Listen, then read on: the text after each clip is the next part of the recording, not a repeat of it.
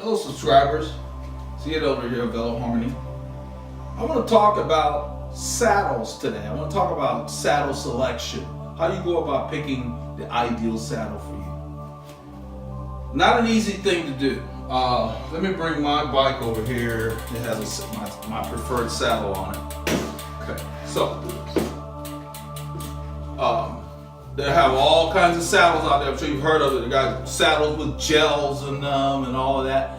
And I believe that a lot of these things are people trying to make up for the fact that there are bad bike fits out there, and so people are uncomfortable. And so they're selling people real cushy saddles. This is a saddle that came on my wife's bike. This is a female saddle. You can see how wide it is.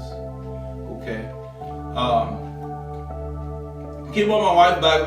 I immediately pulled that off because over the years, what I found is women may have a different shape or everything, but the pelvic bone is not that dramatically different to where they need all this cushion and all this stuff. My wife hated this saddle. She could never get comfortable on it. It just had material in the wrong spots. And she ended up getting a narrow saddle, more like a racer's kind of saddle. And she's happy with that. She actually got a smaller saddle. People think you go wider is better. You know, you see recreational cyclists sometimes have wider saddles riding around the neighborhood. And you know, they can't pedal very well because the saddle's in the way. It's just not shaped right. So don't get sold on, oh, this saddle has gel and all of that. What you want to focus on is find a saddle that is not in the way. You don't need thick padding because you're not supposed to be putting a lot of weight on the saddle anyway when everything is set up correctly. So you don't need that thick padding. People talk about, oh, your butt has to get used to the saddle. Yeah, that's anything, you know. I play the guitar. If I stop playing for a while and I go back, I have to grow my calluses back on the tips of my fingers. That's normal, but you want a saddle that will fit you to where it's not in the way. So if you look at the standard saddles we ride, this is a BuySMP saddle, which is not super popular, or mainstream or anything, but I love it. It's very comfortable. Saddle choice is very personal. Okay, so the least expensive route is you find a local shop. A lot of the shops have loaners, and you look at things that you think you might like and try them. They'll let you take the saddle, put it on your bike, whatever. But don't focus on whether the saddle has gel, it doesn't have gel. What you want to focus on, how does this thing feel under me? Can I get comfortable on it? Now, no saddle will be comfortable if it's too high, okay? So you want to make sure that you rule out the variables. You've got to ride these saddles for a while, for a little bit, maybe a few rides before you get a feel for whether you think you might like them. It's very expensive to order a saddle sight unseen and then it doesn't work. What do? A lot of people, once you've installed it, they're not going to take it back as new. So you want to know how wide your sit bones are. This saddle I have is about 132 millimeters thereabout. Medium size. For the most part, it's pretty mainstream. There's nothing that unique about it. Now, I think what I've found in my experience fitting people a lot of times is the saddles are set tilted down as opposed to being level, so they never get a chance to really sit in the spot. One of the videos that I made about fore aft, I actually identified where you should sit on the saddle, and that's the key. If you're not sitting in the right spot, you're never going to be comfortable. You'll always be moving around. So if you get a saddle to try and you're always moving around the whole time and you have a reasonable saddle height, then maybe that saddle just doesn't suit your anatomy. Because what you sit on are the lower part of the pelvic bones. People loosely refer to them as sit bones per se, but I think they're called rhombus or whatever the technical term. They're not actually the sit bones. It's forward of the sit bones that perch on the saddle. So you really have like a circular the bones of your pelvic are kind of rounded. That's what you sit on. And so when you go into drops, they roll forward. That's why these saddles have a little dip and then they come up, because when you roll forward, you get support from here.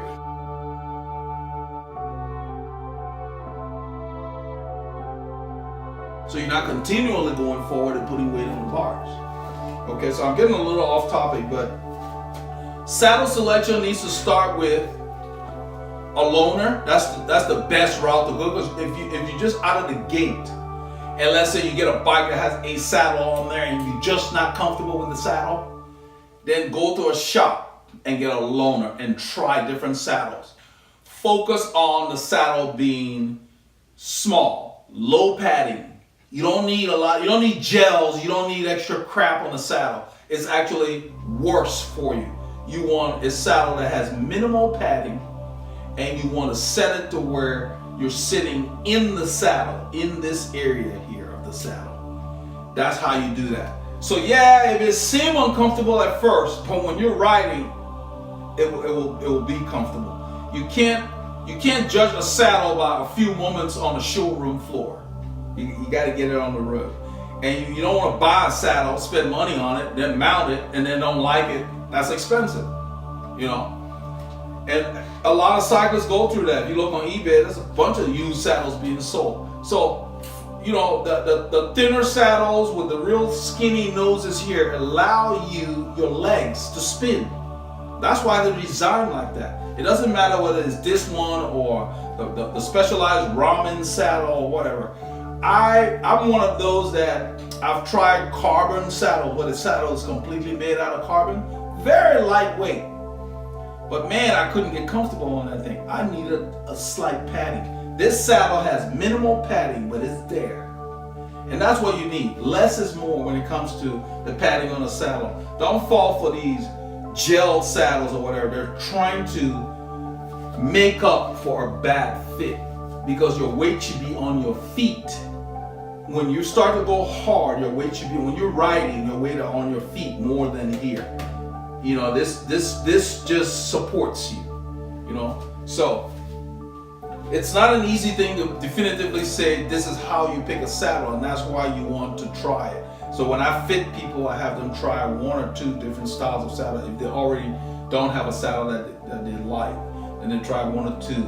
And you can tell, for the most part, women and men, especially on the BuySMP stuff, they badge the saddles for women. They just change the color and make them pink or whatever, but it's really essentially the same saddle. And they tell you on their site, you know, the hip bones, the bones that you sit on, men or women, they're pretty close. So you just want to make sure that you have a saddle that is wide enough, you know, to accommodate. So whether it's small, medium, or large, that's really what you need. So if you sit on the saddle and you just can't get on the spot, and that's because the saddle may be too narrow or too wide, then you try a different size within that family. And that's one reason why, you know, when you're getting a fit, it's a lot easier to have somebody help you. But when you're doing it yourself, then you really just want to measure your two sit bones, the distance between them. And you know, Specialized had a thing where you could sit on like something in the store, and there would be a mark on there, and then they measured it, and it got pretty close. You know, it's a good idea, but I wouldn't hang too much on that. You know, saddle choice really comes down to feel, and even if you're sitting in my studio, I can't feel for you. You've got to give me feedback and say, how does this feel? I had a client who came in here, he had a bigger saddle on his bike, his saddle was too high, the bars were too high, so the first thing I did was tell him he had a saddle at home that he thought was uncomfortable, and they had given him more cushion. Well, they were trying to correct a saddle height that was 5 centimeters too high. That's almost 2 inches, okay, with a cushy saddle. So basically, this guy couldn't pedal. All he could do was push down because he was sitting so high. And then everything else was out of position where he couldn't hold a straight line. So you're riding with him, he's bumping into you because he can't hold a straight line because he's got everything so tight. His line is compromised. When you're more relaxed and fitted well, the bike tracks better than when you lock it up. So the point I'm making there is, if your saddle is uncomfortable, there are a lot of factors that can cause that. It might not just be the saddle. It might be the height. But don't go buy a more cushy saddle, because what you're doing is you're putting more material on there. So if your saddle already is high, then you get a cushy saddle, guess what? It's gonna be higher. So if you're not keeping up with your saddle height already, because every time you change a saddle brand, the height has to be rechecked, because they're all different. So I wanted to do this video. Somebody requested it. How do you choose a saddle? And it's not a simple thing. It's very complicated. It's very personal. And just go the route. I answered a question on our site, a comment from somebody, and I said the same thing on there. Go the route of selecting a shop that has loaners. That's the least expensive way, and some of them will let you keep it for a week. I mean, you try different, but there's a reason why the racers ride the real thin saddles. They're not uncomfortable. These people are spending more time on a bike than you do. So you look at that. That's the reason why a lot of the products go to the racers, because people realize that, hey, if these guys are getting up every day and going to work and using this, it can't be terrible.